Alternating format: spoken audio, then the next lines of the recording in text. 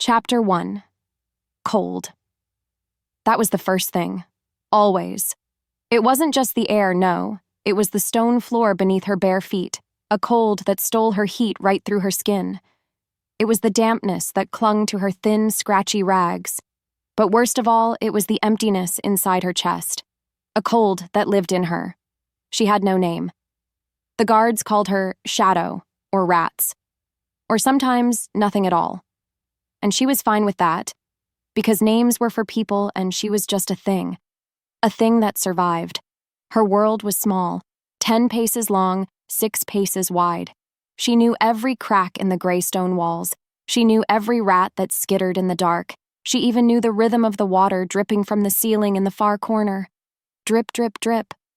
It was a clock for a life that wasn't going anywhere. Deep down, she knew the truth. This was her forever. She remembered nothing before this cell before the dark. And maybe it was better that way, because memories meant you had something to lose. She had nothing, so she had nothing to fear. She just had to breathe. She had to listen. She had to stay invisible. Her first goal of the day, survive the guard. Her second goal, get the bread. Her third goal, make it to the next drip, drip, drip. Without warning, the heavy iron bar on her cell door scraped. Scrap! She didn't jump. She didn't even look up. Instead, she pressed herself flatter against the back wall. She made herself small, so small, because sudden movements earned you a kick or worse. On your feet, Shadow. The voice was Marcus, oily, cruel. He was the worst one. He liked his job. Slowly, she rose. Her bones ached with a chill that never left. Her empty stomach roared a hollow, aching sound. The smell of him hit her first. Sweat, stale beer, and the sharp, coppery scent of his wolf. It made the thing inside her, the part she kept locked down, shiver. Pathetic, he sneered, his voice echoing in the small space. She saw him through her tangled hair. He held a crust of hard bread. He always did this. He'd hold it just out of reach. He wanted her to beg. He wanted her to crawl on her knees. Don't, she thought, her hands clenching in the straw. Don't you dare. As the silence stretched, his greasy smile faded. He hated when she didn't play his little game. Whatever. He threw the bread. But something was different. He didn't throw it in the filthiest, wettest corner of the cell. He just tossed it. It landed on her small pile of straw. What's worse, he seemed rushed. His eyes kept flicking up toward the ceiling. He was nervous. Marcus. Nervous? Her world tilted. Eat it, he snapped, his voice a low growl. And stay quiet. Got it? He fumbled with the bar, his hands shaking just a little. We got important visitors, big ones. You make one sound, single. He drew a dirty finger across his throat. And I'll enjoy silencing you, for good. Before she could even move toward the bread, it happened. A sound. Not a drip, not a rat, not a guard's heavy boot. No. This was bigger. A howl. A deep, booming howl that came from outside the dungeon, but it felt like it was inside her. It shook the stones beneath her feet. It rattled her teeth. It vibrated deep, deep in her bones. It wasn't angry. It wasn't sad. It was power. She had never heard anything like it. The Blood Moon pack, they yipped and snarled and growled. This was a roar that owned the sky. Moon's curse, Marcus whispered. He looked pale. In fact, he looked terrified. He slammed the bar back into place. Clang. As the echo of the howl faded, something else started. A feeling. A strange, weird tingle right here. She touched her shoulder, a spot that always ached, a spot she couldn't see. It felt like it was waking up. She didn't know what scared her more. The howl or the guard's terror. Moments later, Marcus was gone, his footsteps running up the stairs, and the howl was replaced by something new. Footsteps, heavy, measured, confidence, coming down the stairs, toward her. And just like that, everything changed. The world she knew 10 paces by 6 was about to break. Chapter 2. The footsteps stopped. Right outside her cell. Her breath caught. This was it. This was the end. Her body moved on instinct. She pressed herself back until her shoulder blades scraped the hard, damp stone. She felt it, clear as day. They were here for her. Then voices. "Your Majesty, I assure you there is nothing down here." That voice was new. It was smooth like silk stretched too tight, but it was shaking. Open. The cell. That voice. Her world tilted. It wasn't a voice. It was thundering. It was the sound of mountains breaking. It was the same sound as the howl, the one that shook her bones. It rattled her ribs even now. But, King Theron, she is nothing. That was Marcus. Stupid Marcus trying to sound tough. She is feral, a rat we found. A growl rose in her throat. No, not her throat. It came from the hallway, a sound so low, so deep, so full of death that even the stones seemed to weep. "You have 3 seconds, Alpha Kyle. Alpha Kyle? The Blood Moon Alpha? The monster in all the stories? The one the guards whispered about? He was here?" And just like that, everything changed. Alpha Kyle, the big, bad Alpha. He was the one with the shaky voice. "Scrap!" The heavy iron bar was pulled back. In that moment, her heart hammered against her ribs, a frantic bird in a tiny cage. The door screamed open, and he was there. Time stood still. He filled the whole doorway. He was huge. Not just tall, but wide, like an ancient oak tree. He wore dark, rich clothes, not the rough leather of the guards. But then his eyes. His eyes were the real armor. They were gold. Her thoughts spun. No, not just gold. They were on fire. Burning. He didn't move. He just stared. As the silence stretched, his face, oh, his face. It wasn't angry, not like Marcus. It wasn't cruel. It was broken. He looked destroyed. As if the world narrowed, he looked at her like he was seeing a ghost. Without another word, a single tear cut a path down his hard, scarred cheek. What's worse, he smelled amazing. Her body moved on instinct. She hated that.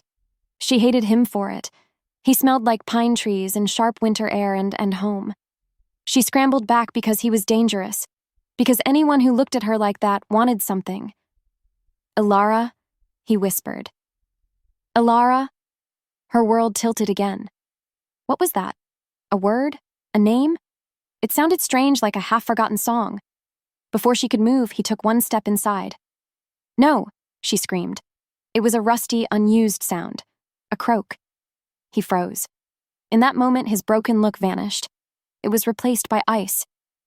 He slowly turned his head. He didn't look at her. He looked back into the hallway at Alpha Kale and at Marcus. His voice trembled, not with fear, with rage. A rage so cold it burned the air. "What did you do to her?" Alpha Kale stammered. "King Theron. I didn't know. We found her years ago, a rogue liar." Just like that, Theron moved. Without thinking, she flinched.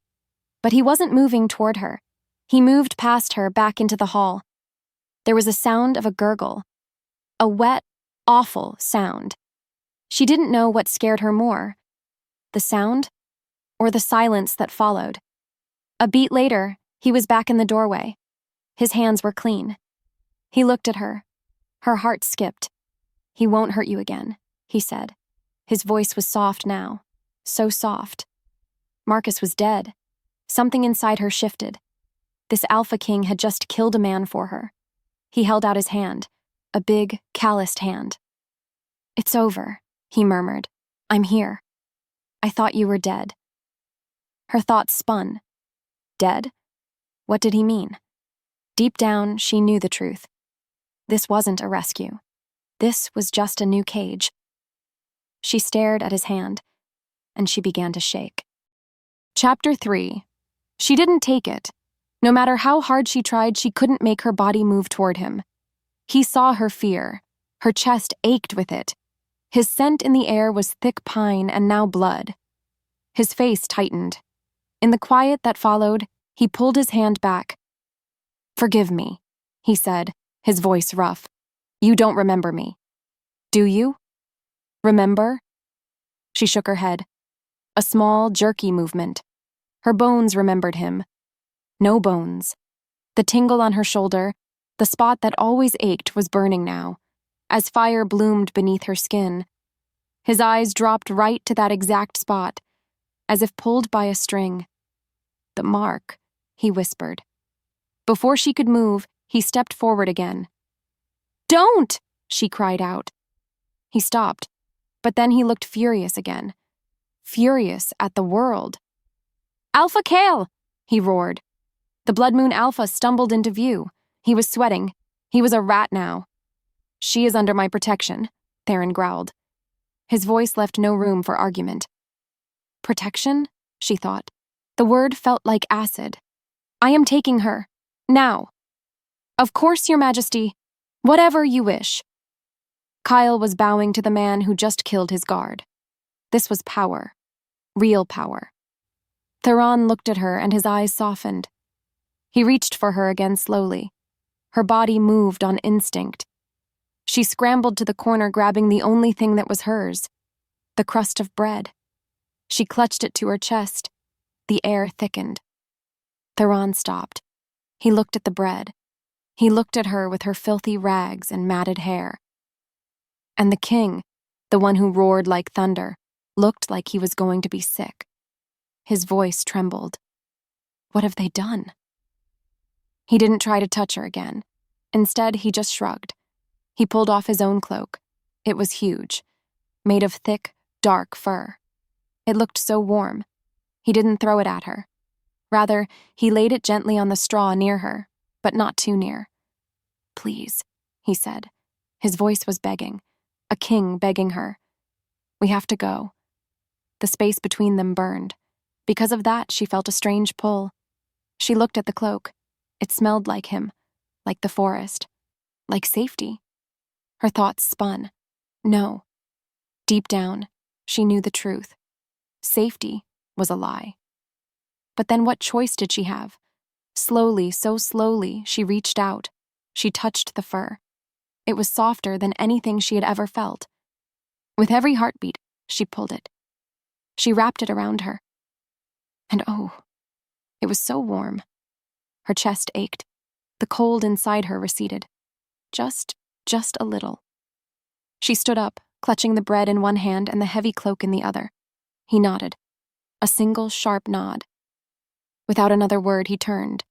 He expected her to follow, and she did. She walked out of the cell, for the first time. She kept her eyes on his broad back. As she passed Alpha Kale, he flinched away from her. Her. The rat. That's why she knew this wasn't real. They went up the stairs, up out of the cold stone. By the time they reached the top, a heavy door opened, and light. Her breath caught. It was so bright. It was the sun. She cried out because it hurt. It hurt, her eyes stabbing her in the span of a breath. He was there. He moved faster than anything she'd ever seen. He didn't grab her. He just stood in front of her. A living shield. He blocked the sun. It's okay, he said, his voice low. I've got you. I've got you, Elara. Her name hung in the air. Elara. She looked up into his shadow. And just like that, she left her prison only to walk right into his. Chapter 4. As if the world narrowed, there was only his shadow and his smell. Pine winter and a wildness that called to something buried deep inside her. She didn't know what scared her more, the blinding light or the man who shielded her from it. Before she could move, he did. We have to go, now. His voice was a low rumble meant only for her. Without warning, his arms were around her, one under her knees, one behind her back. He lifted her. Her breath caught. She was flying. She weighed nothing to him. She slammed her hands against his chest, a hard, solid wall of muscle. No! Put me down! Put me down! Her voice was a broken screech. Her instincts surged. This was wrong. This was captured. Elara, shh, he growled, but it wasn't angry. It was comforting. I have you. You are safe. I swear it. He smelled so good. Her thoughts spun. She hated it. She hated him. But then she was so tired. With every heartbeat, the fight just leaked out of her. She was too weak. She let her head fall against his chest. She could hear his heart. Thump, thump, thump, thump. It was strong, steady. She clutched her crust of bread. She clutched his cloak. Moments later, they were moving. Fast. So fast. She was on a horse in front of him. His body was a wall behind her, a furnace of heat at her back. His arms were a cage around her. But it was a warm cage. Her world tilted. The wind, oh, the wind. It hit her face. It whipped her tangled hair. It didn't smell like damp stone and fear. It smelled like leaves and dirt and freedom. She peeked her eyes open. Trees. So many trees. Green, brown, green, a blur. They were flying through a forest. As the wind shifted, it carried the sounds of other horses and other men. His men. They were all around them, a silent, deadly guard. She felt it, clear as day. They weren't just men. They were like him. She looked at one. He was looking at her. His eyes weren't normal. They glowed just a little. A beat later, he looked away almost respectfully. Her thoughts spun. Why? Why would a wolf like that look at her rat with anything but hunger? Maybe it was fate. No, fate was a lie. Deep down, she knew the truth. This was just a bigger dungeon with faster guards. Eventually, after hours or maybe days, time stood still. The trees just stopped. In the quiet that followed, he spoke. "We're home." She looked up. Her breath caught. It wasn't a castle. It wasn't a keep. It wasn't stone and blood. It was a mountain. A mountain made of white stone and glass that seemed to glow in the sun. It was beautiful. So beautiful it hurts to look at. This was the Argent Citadel. And just like that, everything changed. The dungeon was a hole in the ground. This was a cage in the sky. Chapter 5. He carried her inside. Her body moved on instinct. She hid her face in his shoulder, because it was all too much. It was warm. It was bright. It smelled clean, like lemons and flowers. The silence roared. Not with drips, but with nothing. Just the sound of his boots on a polished floor. She heard people whispering, gasping. "By the goddess! Is that her? She's alive!" Her thoughts spun. Who was her? Theron's arms tightened. His voice trembled. Silence. And there was. Total silence. He didn't stop until they were in a room, a huge room. He set her down gently. So gently. The floor wasn't stone. It was soft, a rug, colors blue and silver. Without another word, he just looked at her. The space between them burned. He was waiting. For what? "Elara," he said. Her name hung in the air. You need." Before the words left his lips, 2 women entered. They wore simple, clean gray dresses. They weren't guards. They looked soft. One was older, her hair was gray, and her eyes were kind. Too kind. "Your Majesty," the older woman said. Her voice was like a warm blanket. "Let us help." Her instincts surged. Help. That word meant pain. "No!" Elara scrambled back because she knew this game. "No, don't touch me." She didn't know what scared her more, the new soft room or kind eyes. "My dear child," the woman, Elara, started, reaching out. "I said no!" The tension broke. "Helena." "Leave us," Theron commanded. The older woman, Helena, looked shocked. "My king, she is filthy. She needs care. The bath is drawn. I said leave." His growl was back, as if summoned. Helena bowed, and just like that, they were gone. In the stillness that followed, it was just them again. He turned to her. His chest ached. She could see it. "Elara, they only wanted to help you get clean." "I am clean," she lied, clutching her filthy rags. His heart broke. She could see that too. Instead of getting angry, he knelt. He knelt. This king knelt on the floor, in front of her. "They hurt you," he whispered. It wasn't a question. "They touched you." She flinched. Her bones remembered him or remembered the pain. "I will never hurt you," he said, and she believed him. Why did she believe him? "But Elara, the dungeon is still on you. You have to wash it away." As the silence stretched, she looked at the door to the other room. Steam was coming from it. It smelled good, like soap. Her body moved on instinct. She wanted to know how she wanted to be clean. Her voice trembled. "I can't, I know." Without another word, he stood. He walked to the bathing room. He rolled up his own sleeves. Her world tilted. He wasn't asking her. He wasn't telling her. He was helping. He didn't make her, but she let him, because she couldn't do it alone. She was too weak. He helped her out of the cloak. He helped her out of the rags. He never looked not with that kind of hunger. He just kept his eyes on her face. But then he saw it. His breath caught. She saw him look. Her shoulder. The mark. As fire bloomed beneath her skin, he reached out his fingers, shaking, and he traced it. A swirl of silver lines like a star. "They couldn't burn it off," he whispered, his voice full of awe. And rage. Between one breath and the next, he lifted her and put her in the water. It was hot. She cried out. It wasn't painful. It was too good. Tears, real tears, streamed down her face. She couldn't remember the last time she'd cried. And Theron, the Alpha King. He washed the dungeon from her hair. Chapter 6. She was clean. Her skin tingled. As if the world narrowed, she sat on the soft rug wrapped in a towel that felt like a cloud. She stared at the wall. There was a fire in it. A real fire. Dancing orange and yellow. She had never been this warm. Never. In the quiet that followed, she heard him move. He placed something in front of her.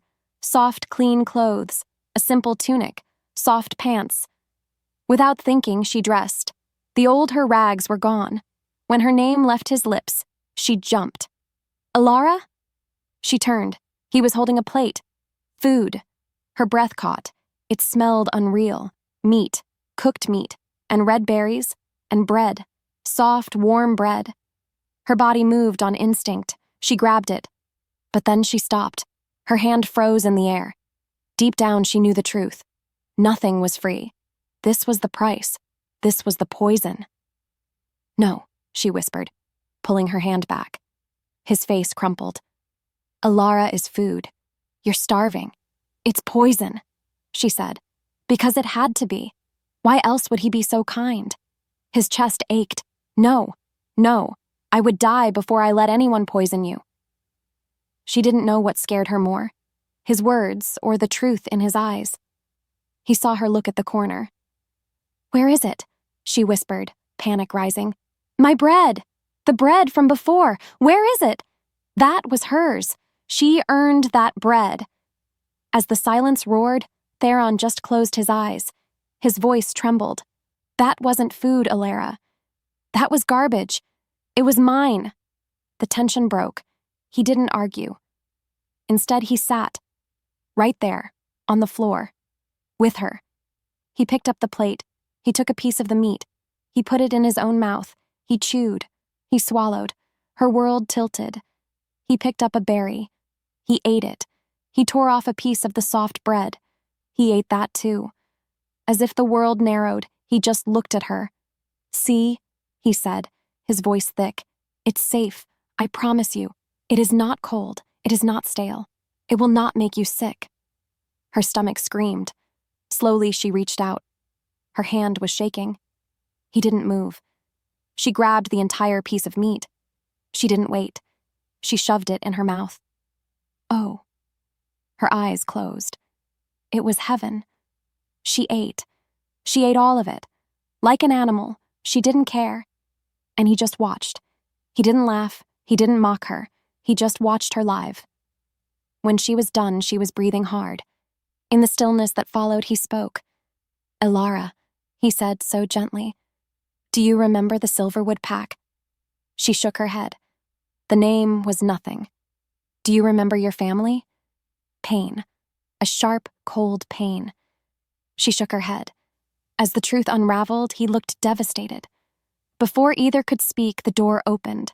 It was the older woman, Helena, the healer. "Your Majesty, forgive me, but I must check the mark." Theron stood all king again. "What is it?" Helena knelt by Elara. She didn't try to touch. She just looked at the silver star on her shoulder. Her breath caught. "My king? What is it, Helena?" Helena looked at Theron, her eyes full of pity. "The market's dormant." Theron went pale. "Dormant? What does that mean?" Her thoughts spun. What mark? What was dormant? Helena's voice dropped. "It means her wolf is asleep. Broken. Because of the trauma. She is cut off from it." A beat later, Theron, to make things worse, his voice was a hoarse whisper. "Cut off?" Helena nodded, her eyes filling with tears. "Yes, my king." And just like that, everything changed. She can't feel the bond. Chapter 7. Her wolf is asleep. She can't feel the bond. As the echo faded, the words hung in the air. They were poisonous. Helena, the healer, looked devastated. But Theron, his breath caught. He didn't move. He didn't speak. He just stared at the silver mark on her shoulder, the mark that was dead. His scent in the air, the pine, the winter, it soured. It was filled with a pain so deep, so raw, it was a living thing in the room. He made a sound. It wasn't a growl. It wasn't a word. It was the sound of a man breaking. Without warning, he turned. He stalked out of the room. He didn't run. He fled. Bam! The heavy door slammed shut, shaking the walls. As the silence roared, Elara flinched. Her body moved on instinct. She pulled the soft tunic down over the mark. To hide it, she had done something wrong. Her chest ached. "Should I break it?" she whispered. Helena, the old healer, her eyes filled with tears. A beat later, she sat on the floor next to her, not too close. "Oh, sweet child, no. No, you didn't break anything." Her voice was a soft, warm blanket. "He is angry," Elara stammered, because that's what alphas were. "No, child." Helena shook her head. "He is in agony." Her thoughts spun. "Agony? Why?" "I don't understand," Elara whispered. "What is a wolf? What is a bond?" In the quiet that followed, Helena looked at her with so much sadness. "The wolf is the other part of you. The strongest part. The part that remembers even when the mind forgets. It's your soul." Elara's blood ran cold. Her soul? And the bond, Helena continued, her voice soft. "The bond is what ties your soul to his." Her world tilted. "He has been waiting for you his whole life. His wolf knew your wolf long before you were even born." She didn't know what scared her more, the king's pain, or the fact that she felt nothing, just an emptiness. "He can feel it," Helena whispered. "He feels the bond for both of you. It's like a fire, a sun inside his chest. He found you. He brought you home." Helena paused. Her voice trembled. "And you, my dear, you look at him and you feel nothing." And just like that, everything changed. She wasn't his prisoner. She was his torture. Chapter 8. Come morning, she was different. She was still scared. But then she was curious. She felt it, clear as day. She was broken, and she wanted to know why. She stood in front of it. A mirror. Helena had called it that. A sheet of glass that showed you. She stared. For the first time, she saw herself. Her thoughts spun. Big eyes are so big and so scary. They were gray, like a storm. Her hair Helena had washed. It was dark, brown, black. It was long, so long. Her face was thin. Her cheekbones were sharp. Was this her? She didn't know. The face was a stranger's. As if pulled by a string, she reached out and touched the cold glass.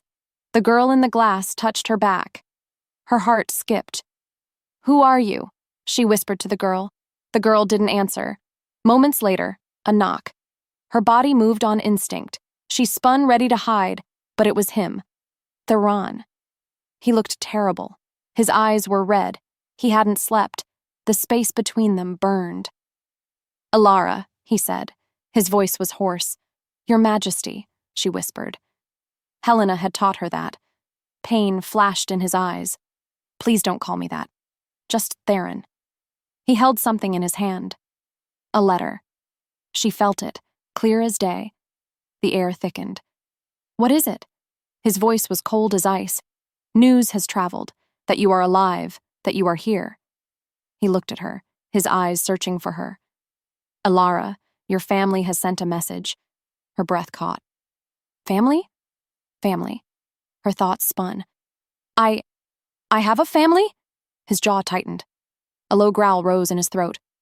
"Yes," he bit out. "Your father, Alpha Valerius, of the Silverwood Pack." The name. Silverwood. It was nothing. But then why did she feel sick? What does he say? Theron's hands were shaking. He was crushing the paper. He looked at her. He says he is overjoyed. What? He says his long-lost daughter has been found, that it is a miracle. Her world tilted. "He is coming here," he said, his voice full of murder. "He is coming to take you home." No. Deep down, she knew the truth. This was a lie. A beat later, she looked at Theron. He was the storm. He was the thunder. But he was telling the truth. She didn't know what scared her more, the man who stole her from prison, or the family that left her there. Chapter 9. As the sky darkened, he didn't leave her. He just sat with her, in silence. He was guarding her. He wasn't guarding her from the world. He was guarding her from her family. The air thickened. Finally, she spoke. Her voice is so small. "Why did you cry when you found me?" His breath caught. In the stillness that followed, he turned. His golden eyes were on fire. "Because, Elara, I thought you were dead." His voice trembled. "Your family told me you were dead. They showed me a grave." Her heart skipped. Grave? As if the world narrowed, he knelt in front of her. Just like before. They said rogues attacked. That you were gone. He reached out his hand, shaking. He didn't touch her. Not quite. "I have mourned you for 10 years, Elara. 10 years. Her thoughts spun. She was 22. Helena told her. 10 years. She was 12. Without warning, a memory. No, a feeling. Cold dark, a sharp, sick, sweet smell, a man's voice. She's a price to be paid. Her body moved on instinct. She gasped. She clutched her head. "Elara? What is it?" His panic was real. I don't know why she sobbed. "It hurts." Between one breath and the next, he was shouting, "Helena!" The healer rushed in. Her eyes were wide. "What is it, child?" Her head, Elara choked out. I remembered something." The tension broke. Helena looked at Theron. Her eyes were hopeful. "My king said to her family they sent things. A box. They said to help her remember." Theron's eyes blazed. "It's a trick." "Maybe," Helena said softly. "Or maybe it's a mistake." "A mistake?" Moments later, the box was there. It was beautiful. Carved wood. "They think you don't remember anything," Helena whispered to Elara. "They think they are safe." Her body moved on instinct. She wanted to know. She reached for the box. Her hands shook. As if fate demanded it, she opened it. Inside silk. She saw a brush. Silver. Nothing. She saw a locket. Gold. Nothing. She saw a ribbon. Blue. Nothing. Her chest ached. It was all empty. But then at the bottom, wrapped in silk, a small thing. As her fingers touched the wood, she screamed. It wasn't a memory. It was now. Darkness. Shouting. A woman. "No, please, she's your sister." A man's voice was cold. Cold. Cold.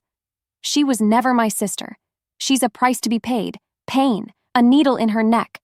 The sick, sweet smell was wolfsbane." Her hand opening, dropping small carved wooden wolf. She looked at her hand. It was there. The wolf. Her world tilted. She wasn't lost. She wasn't forgotten. She was sold. And just like that, everything changed. She fell screaming and he caught her. Theron. She didn't fight him. She didn't. For the first time, she clung to him, because he was the only thing in the world that wasn't a lie. They lied, and she sobbed into his chest, her voice breaking. They hurt me. As the truth unraveled, he held her. His arms are a steel cage of safety, and his voice was a promise of death. Yes, he growled his lips against her hair, and now they will pay. Chapter 10. She was sold. The memory of it was a white-hot knife twisting in her gut. She was clinging to him, to Theron. Her face was buried in his chest, sobbing. But these weren't weak tears. They were hot. They were furious. As his scent in the air, pine winter, and a fury that matched hers surrounded her, she breathed him in. He was real. His voice trembled a low, lethal growl against her hair. I will end them. It was a promise. But then something inside her shifted. She pulled back just enough to look at him. Her eyes, the gray storm, met his golden fire. No. His breath caught. No? Elara, they did this to you. They sold you like an animal. Her voice trembled, but it was hard. Like flint.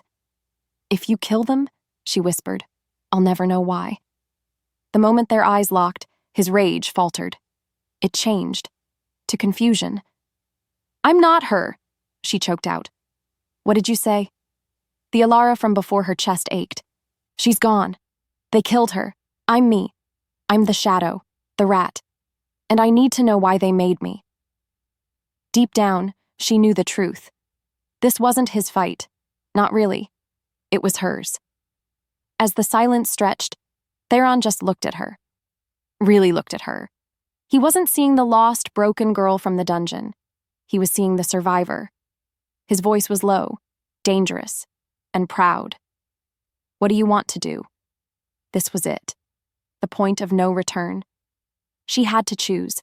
She could hide behind him, let him be the king, or her voice was iron. I want you to teach me. His eyes widened. Teach me everything, she said, stronger now. What is a wolf? What is this dormant thing? What is this bond I can't feel? She took a breath. My father is coming. She said the word father, tasting like ash. My brother is coming. She looked at her hands. They were shaking. I want to be ready. In the quiet that followed, a slow, burning smile touched Theron's lips. It wasn't kind. It was deadly. Good, he whispered. Because your family, Alpha Valerius, they will be here in 3 days. His smile grew. We will be ready. Chapter 11. That night, sleep was impossible. Her thoughts spun. The needle, the man's cold voice. A price to be paid. She was a thing, but then a tiny flicker of heat. The rage. It kept her warm. She wasn't in the soft room. She was outside, beneath the moonlight. The air was cold and clean. Theron was with her. He wasn't wearing his king's clothes. He just wore pants. His chest was bare. Scars like rivers ran over his muscles. You wanted to learn, he said, his voice a low rumble. My wolf, she whispered. The word was strange. Helena said it's broken. No, he said fast and fierce. Not broken, never broken. He stepped closer. His scent was so strong out here. Pine and snow and him.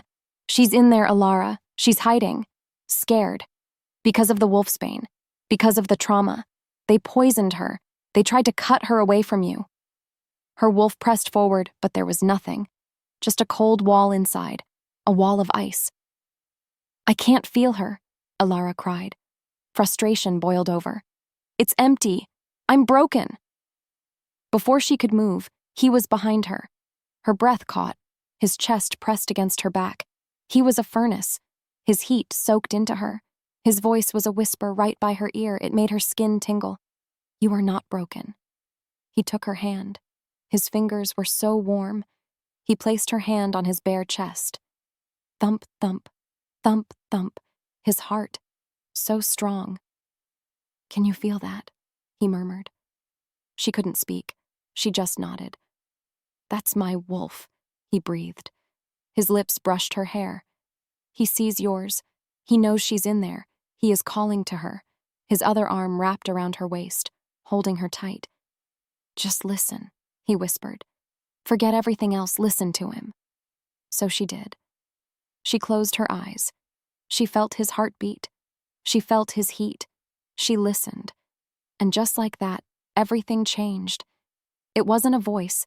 It wasn't a roar. It was a flicker, a tiny, tiny spark, like a candle in a dark room, deep, deep behind the ice wall. A little warmth. Her eyes flew open. I felt something, she gasped. The moment their eyes locked, he smiled, his first real smile. It lit up his face. He was beautiful. But then, Your Majesty. The tension broke. A guard sprinted into the moonlight. His voice was pure panic. A delegation! They're at the gates! Theron's smile vanished. His arms became steel. They what? Alpha Valerius, he's here now, 2 days early. He looked at Elara. His eyes were gold fire. They're early. Chapter 12. Her world tilted. Early? Why early? Panic, cold and sharp, stabbed her. No, I'm not ready, I'm not. His hands grabbed her shoulders. Hard. Elara, look at me. She did.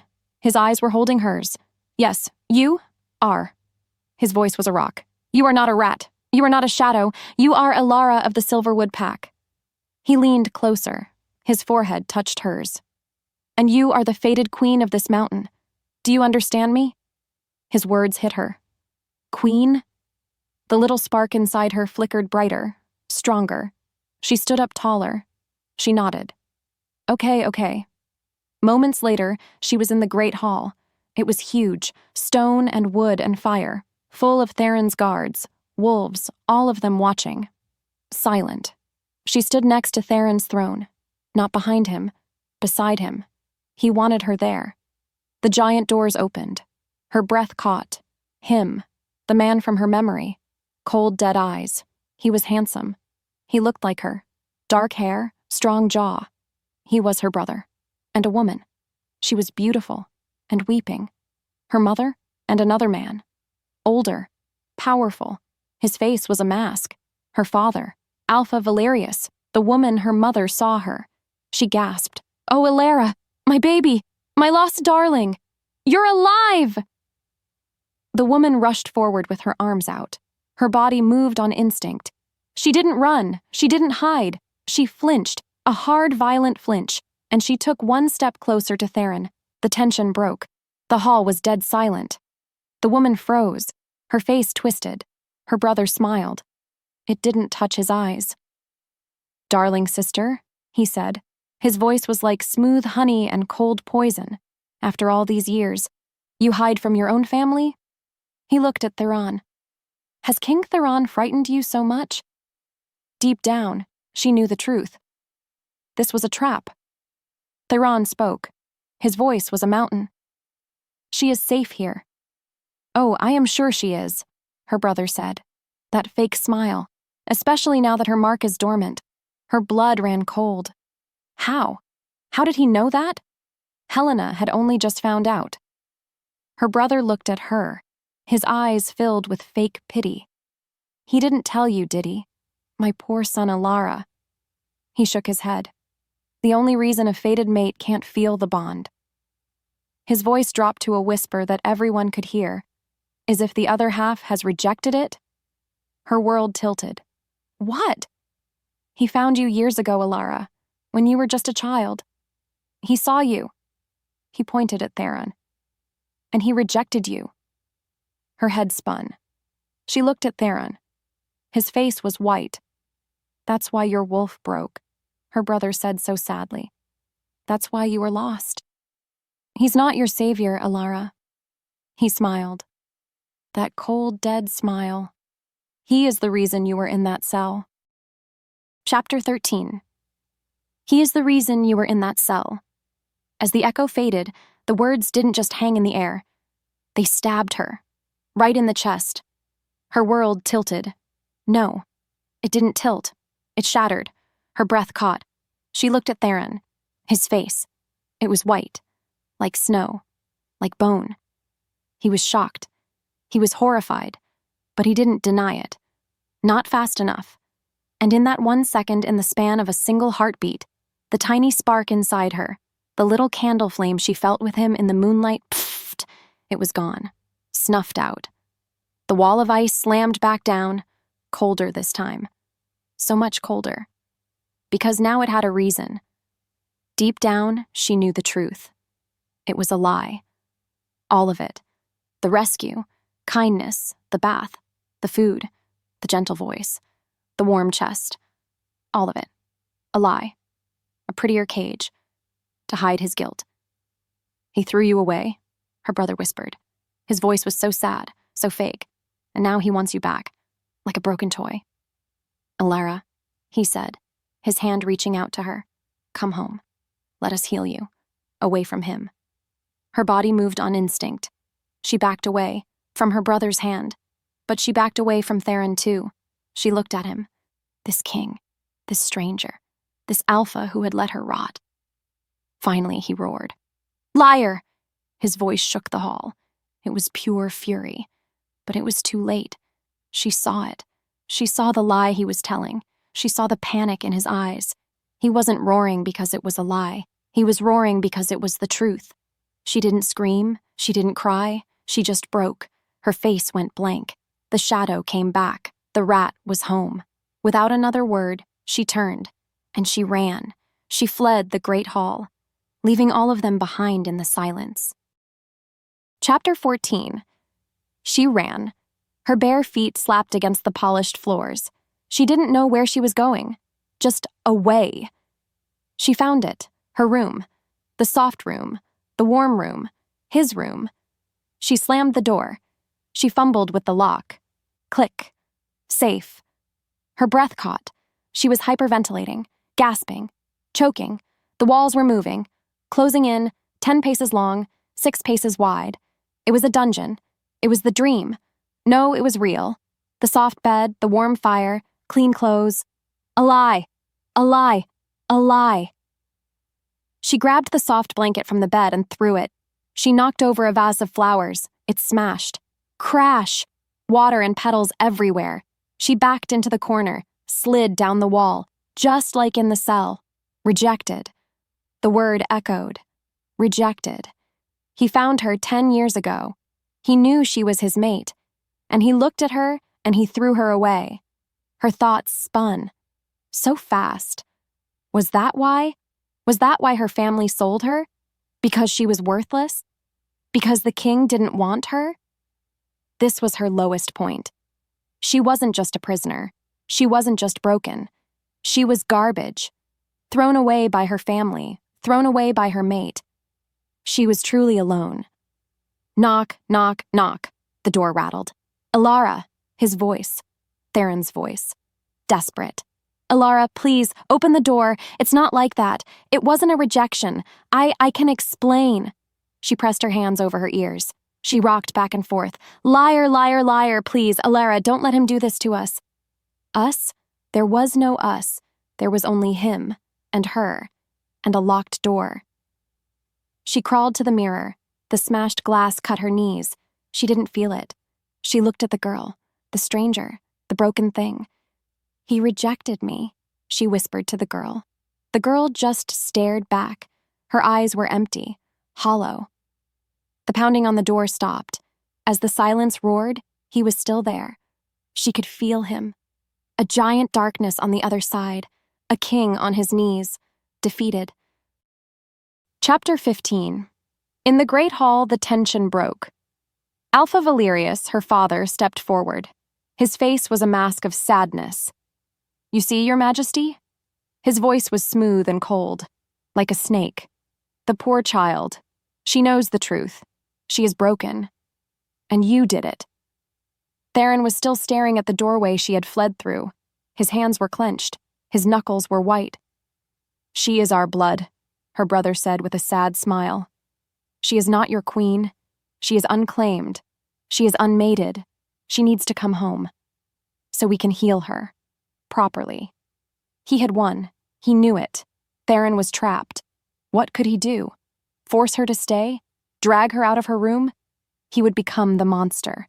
the exact monster her brother had painted him as, her captor. To make things worse, his own court was whispering. Did he really reject her? A child? Is that why he never took another mate? Shame? He had lost. He lost her 10 years ago, and he had just lost her all over again. He couldn't fight her family, not if she believed them. He couldn't save her from a lie that felt like the truth. As the sky darkened outside the windows, hope was gone. Her family waited in the hall. Their trap had worked, the king was powerless. And in the dark room, Elara the shadow was truly alone. She had retreated. All hope was lost. Chapter 16. Alone, in the dark. The room was a wreck, just like her. She was huddled in the corner. Her knees bled from the smashed glass. She didn't feel it. All she felt was the cold. The ice wall was back. He rejected her. He was the reason. But then a thought, a tiny thought, like a splinter. Her brother lied. He had to have lied. Deep down, she knew the truth. He was the one with the cold eyes, the one who called her a price. So why did this new lie feel so real? Another thought. Theron, his face in the dungeon, broken. His voice I mourned for 10 years. Wait. Her thoughts spun and snagged. Why? Why would you mourn someone for 10 years if you were the one who rejected them? The two things didn't fit. They crashed against each other in her head. It didn't make sense. It wasn't hope. Not yet. It was doubtful. Doubt in her own despair. Knock. A soft knock. Not Theron's fist. Not his panic. Child. Helena. Elara, please. Let me in. You are not garbage. You need to know the truth. Truth. That word again. As the silence stretched, Elara unfolded. Her body ached. She stood. Her core resilience, the survivor, wasn't dead, just wounded. She wanted to know. She had to know. She walked to the door. Her hand shook. She turned the lock. Click. She opened it. Chapter 17. Helena didn't rush in. She just looked at her, at the blood on her knees, at the emptiness in her eyes. He lied, Elara whispered. Her voice was dead. No, child, Helena said softly, stepping inside. He twisted. He took a story of protection and made it a weapon. Elara looked up. Protection? In the quiet that followed, Helena sat on the floor. Not on the fancy chairs. She patted the rug next to her. Elara slid down the wall to sit too. Theron did find you. 10 years ago, Helena began. Alara's chest tightened. So it was true you were 12, Elara. A child, running through the woods at a summit gathering. He was 30, a king. He saw you, and the goddess showed him. The bond snapped into place. Alara's stomach dropped. So he rejected me. No! Helena's voice was fierce. He was horrified. Not by you, never you. He was horrified by the timing, by the power. He knew what that meant. To claim a child? To put that target on your back? His enemies would have torn you apart to get to him. Her thoughts spun. Wait. So he did something. Helena leaned in. He sealed the bond. He put it to sleep. He hid it from the world to keep you safe. He went to your father, Alpha Valerius, and said, "She is my mate, but she is a child. Keep her safe. Let her grow. When she is of age, I will come for her, and I will unite our packs." Her world tilted. He wasn't ashamed of her. He was protecting her. And your father, Helena's voice grew cold. And your brother saw his honor as a weakness. They didn't want to wait. They saw the king hide his claim and thought he wouldn't notice if you were gone. So they are the ones who faked your death to break his heart. They are the ones who sold you, to break the claim forever. As the truth unraveled, the ice wall didn't just crack, it exploded. The little spark inside her roared to life. It wasn't a candle, it was a wildfire. It was rage. He didn't reject her, he protected her, and her family used that protection to destroy her. She stood up. Chapter 18. Her body moved on instinct. She was not a shadow. She was not a rat. She was a storm. She walked to the door. She pulled it open. He was still there. Theron. He was slumped against the wall opposite her door, his head in his hands. A defeated king. He looked up. His golden eyes were shattered. Elara choked out. She didn't speak. She walked across the hall. She knelt in front of him, this king who was on the floor, and she took his hand. His breath caught. A broken sound. She told me, Elara whispered. Her voice wasn't weak anymore. It was steel. I froze, he gasped. Shame rolled off him. In the hall. When he said it, he was right. I kept it a secret, and my secret is what let them do this. I was a coward now. Her voice cut him off. He looked at her. You were surprised, she said. Her gray eyes were as hard as his. But I'm not surprised anymore. She stood up, and she pulled him up with her. He was a king. But in that moment, she was the one with the power. He stood tall. His eyes searched hers. Hope a terrified spark in his gaze. They are still in the great hall, he growled. The king was coming back. They are waiting to take you home. Elara looked down the long hallway, toward the whispers, toward the liars. A smile touched her lips. It wasn't a nice smile. It was his. Good, she breathed. Let them wait. She looked back at him. Her hand is still in his. They wanted to talk about my broken wolf. They wanted to talk about your rejection. She squeezed his hand. Hard. I think it's time we tell them the real story. As if fate demanded it, they turned, together, shoulder to shoulder. And they began to walk. Back to the great hall, back to the vipers. The final push, chapter 19. He stared at the locked door. Her scent was on the other side. Fear sharp, bitter, and it was all directed at him. Theron turned, his heavy boots silent on the stone. His own chambers felt wrong. Too big, too cold. He had lost her. He had just gotten her back. Just seen the real Elara, and he lost her. His wolf clawed at his ribs. A low, pained growl rumbled in his chest. No. He slammed his fist onto the map table. The wooden armies scattered. I will not lose her again. His voice was a promise, a vow of pure, simmering rage. His court, his advisors, they whispered. He saw the pity in their eyes. They thought he was a fool. A grieving king blinded by a ghost. They told him to manage the situation, to let her go.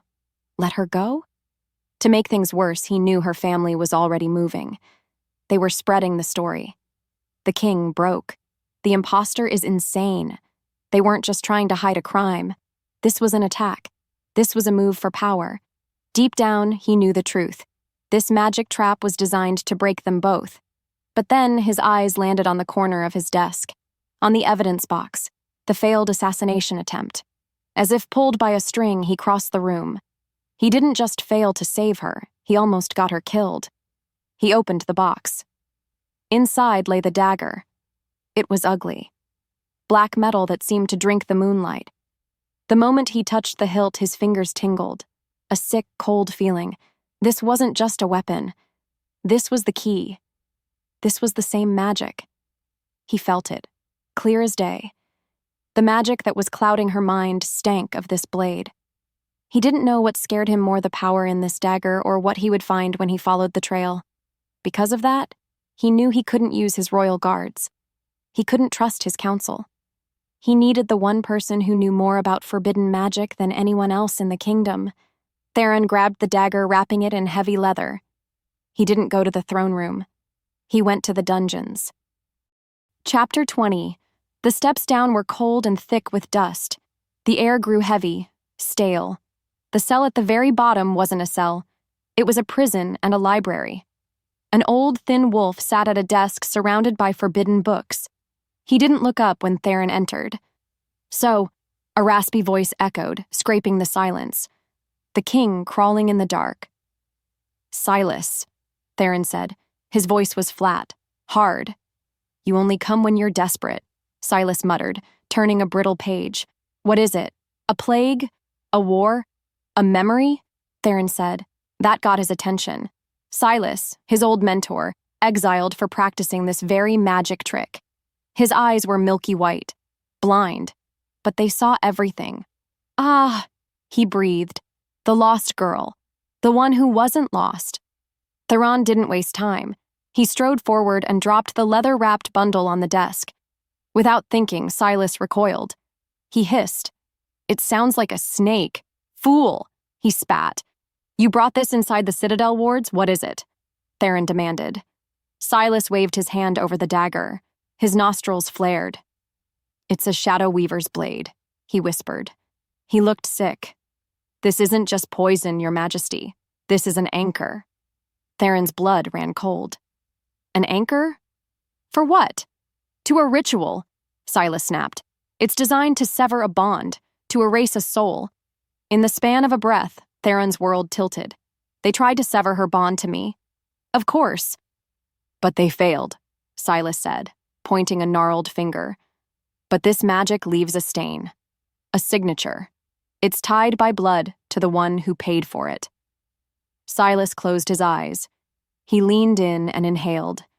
It's old but strong. The same magic, the same scent that you asked me about 20 years ago. The air thickened. Theron couldn't breathe. What scent? He whispered. The smell from the hunting accident, Silas hissed. The one that killed your mate. Theron staggered back. Her family, he choked out. Valerius, her father. He bought this, Silas confirmed. He paid for her death. And that's why her mind is fracturing now. He tapped the dagger. This blade, it's calling to old magic. The magic they used on her. It's the same blood, the same signature. In that moment, Theron understood. This dagger wasn't just the proof for his court. It was the key to her mind. Chapter 21. Elara was huddled in the corner of the big, empty room. She was so cold. Her thoughts spun a whirlwind of fog and fear. He's like them. He's a monster. He wants to hurt you. When the door opened, she screamed. Get away from me, she cried. Her voice was thin. Stay back. Theron stopped. The light from the hall silhouetted him. He looked like a monster. Elara. His voice was raw, pained. No, you're one of them. You're like him. She didn't even know who he was. Just pain. But then Theron didn't move. He didn't try to calm her. He didn't try to touch her. I know, he said. She blinked. What? I know you're scared. I know what they did. Instead, he held something out. The leather-wrapped bundle. He unwrapped it and threw the black dagger onto the floor. It slid across the stone, stopping right at her feet. The moment her eyes locked on it, something inside her shattered. The air sizzled. A jolt like ice and fire shot from her head to her toes. As fire bloomed beneath her skin, the fog in her mind didn't just fade. It tore. Ah! She cried out, clutching her head. It wasn't just a memory. It was a feeling. The sweet, syrupy drink her father gave her a game, he'd said. The cold floor of the dungeon. The leering, hungry face of Alpha Marcus the Pain. As the truth unraveled, she saw it all. She saw her mother, her cold eyes turning away. She saw her father taking a heavy bag of gold. And she saw this dagger in the hand of the man who'd bought her. She gasped and looked up at Theron. He was watching her. His face was pure agony. They did this, he whispered. Not me. Them. Her breath caught. The terror was still there, but the confusion was gone. And in its place, something new. Something cold. Something hard. Rage. Her wolf pressed forward, and she let it happen. She stood up. Slowly. They lied, she said. Her voice was not her own. It was low, deadly. Yes, Theron said. They tried to kill me. She looked at the dagger. Again. Yes. The space between them burned. This wasn't just desire. It was a forge. They told your court I'm an imposter, Elara said. It wasn't a question. They did. She walked toward him. She wasn't the broken prisoner. She wasn't the scared girl. She was a weapon. She looked at the dagger, then at him. Then we show them. Theron's eyes widened. Elara? We don't hide, she said. Her voice was iron. We don't negotiate. We call it the Great Council. We get everyone there. Her eyes were no longer blue. They were gold. I am their dead girl. I am their imposter. She took a shaky breath and it steadied. It's time they see just what they created. Theron's heart slammed against his ribs. This was his mate. They will all be there, he said, a growl rising in his own chest. Your family. Alpha Marcus. The elders who believed them. Good, Elara said. She looked out the window toward the great hall. Let them come. I'll be waiting. The resolution. Chapter 22. The great hall fell silent. The doors thudded shut behind them, and the sound echoed. It was a cavernous room, filled with the most powerful alphas and elders from every pack. Their sense, suspicion, curiosity, and old grudges hit Elara like a physical wave. Under the weight of his stare, Alpha Marcus of the Blood Moon pack, Elara's hand found Theron's. He was warm, steady. King Theron, Marcus began, his voice oily and smooth. You called this council on an urgent matter. You claimed grievous crimes. He gestured to Elara. And you bring her? Elara's father, Lord Valerius, stepped forward. His face was a mask of sorrow, a perfect, practiced mask. My king, we do not know what this poor girl has told you. His voice trembled. Our Elara died. 20 years ago. We buried her. A murmur went through the crowd. Doubt. Elara felt her throat close. This was it. The moment. Deep down, she knew the truth wasn't enough. They needed proof. She is an imposter, her mother shrieked from the side. A broken rogue poisoned by your enemies to tear us apart. The tension broke. Accusations flew. Elara squeezed Theron's hand. He was a statue of quiet rage. But then she let go. She took one step forward. Alone. The silence roared back. I am Elara, she said. Her voice didn't tremble. It was quiet, but it cut. And you are my father. She looked right at Lord Valerius. You told me we were playing a game. A hiding game. You gave me a sweet drink and I woke up in a cage. Lies, Valerius shouted. Is it a lie? Theron's voice boomed. It wasn't a shout. It was a growl that shook the stone. He stepped beside Elara. I found the magical signature, Valerius. The one you used to bind her memories, the same dark magic you bought from the Shadow Weavers. Valerius's face went white. The crowd gasped. Shadow Weaver magic was forbidden. You sold her, Theron continued, his voice dropping to a deadly calm. You sold my fated mate because you feared my power, because you wanted an alliance with the Shadow Claws instead. It was true. All of it. Alpha Marcus saw the trap close. He saw his co-conspirator begin to panic. This is madness, Valerius screamed. His eyes were wild. He looked at Elara not with regret, but with hate. You ruined everything. Without warning, he threw his hand out. A spear of black shadow magic shot from his palm, aimed right at Elara's heart. She froze. A beat later, Theron was in front of her. He didn't move. He didn't flinch. He just stood. His own power, a wall of pure silver alpha light, flared to life. The shadow spear hit the shield and shattered into dust. Time stood still. Theron turned his head. His eyes weren't human. They were golden, slitted pure Alpha King. He spoke one word, a promise. Guards. The royal sentinels, clad in silver armor, surged forward. Lord Valerius and his wife didn't fight. They just collapsed. Alpha Marcus tried to bolt, but 2 guards slammed him against the wall. It was over, just like that. Elara watched them drag her family away, and she felt nothing. Not sadness, not anger, just empty. As the silence stretched, Theron turned back to her. His eyes were his own again, worried. He held out his hand. In the quiet that followed, she took it. Chapter 23. That night the air was cool. Elara stood on the balcony of Theron's chambers. The moon was a perfect silver coin. She heard him walk up behind her. He didn't touch her. He just stood there, a solid, warm presence in the cold air. "It's done," he said softly. "Yes." Her voice was small. The space between them burned. "This was harder than the council," Theron whispered. "I'm here." She turned to face him. The moonlight caught the silver in his hair. "I'm not her," Elara said. His brow furrowed. "What?" "The girl you lost. The girl you mourned for 20 years, I'm not her." Her chest ached. That girl liked honey in her tea. She was afraid of spiders. She trusted everyone. Elara looked down at her own hands. Scars. "I don't remember what honey tastes like. And I learned to survive in the dark. I learned to distrust because it was the only way to live." She finally met his gaze. "I am not the girl you were fated to. I'm what's left."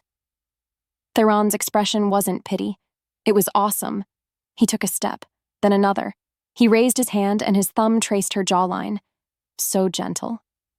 "You are right," he murmured. His voice was thick. "I mourned a ghost, Elara. A memory, a possibility." His eyes held hers. "But I see you." He leaned in. His scent of sandalwood and pine and king filled her lungs. "I don't want the girl who liked honey," he whispered. "I want the woman who survived, the woman who faced her nightmares and won. I want the woman who taught a grieving king how to hope again." Her breath caught. "I see you, Elara. Not the past. Theron." His name hung in the air. "I'm not trying to reclaim what was lost," he said, his forehead resting against hers. "I am choosing what I have found." And then he kissed her. It wasn't the desperate, frantic kiss of the forest. It was slow. It was a promise. It was a choice. His lips were warm and sure. He wasn't claiming his lost mate. He was asking. Her instincts surged. Her wolf pressed forward, and she let it happen. She kissed him back. She wound her arms around his neck, and for the first time, she wasn't surviving. She was living. He pulled her closer, his hand sliding into her hair, and the kiss deepened. It was a fire, but it was safe. This wasn't fate. It was better. It was theirs. Chapter 24. A week later, the Great Hall was full again, but the air wasn't heavy with suspicion. It was electric with hope. Elara stood on the high platform, not in a prisoner's rags, not in a borrowed dress. She wore silver, the color of the Argent Citadel, the color of her king. Theron stood beside her. An elder stepped forward, holding a simple silver circlet. It was shaped like a sleeping wolf. "Today," the elder said, his voice carrying, "we do not just right a wrong. We forge a new beginning." Elara's heart skipped. Theron took the circlet. He turned to her. His eyes were so clear, so full of love, it almost made her tremble. But she didn't. She stood tall. "Elara," he said, his voice steady for the whole world to hear. "You were born of betrayal. You were forged in darkness, and you rose stronger than any of us." He lifted the crown. "You are not just my fate. You are not just my heart." He placed the circlet on her head. It was cool against her skin. "You are my queen." A roar went up from the crowd. Alpha's elders, pack members, they cheered. They cheered for her. As the echo faded, Elara looked at her mate, her king. She was not the lost prisoner. She was not the grieving ghost. She was the survivor queen. Her identity wasn't just reclaimed, it was reforged. Her power didn't come from a title. It came from her scars, because they had taught her to endure. And just like that, everything changed. She reached up and placed her hand on his cheek. "My king," she said softly, but her voice carried the new weight of command. Then she smiled. A real, true smile. "My mate." Theron covered her hand with his, and in front of their people he sealed their bond with a kiss. It wasn't an ending. It was the start of their reign.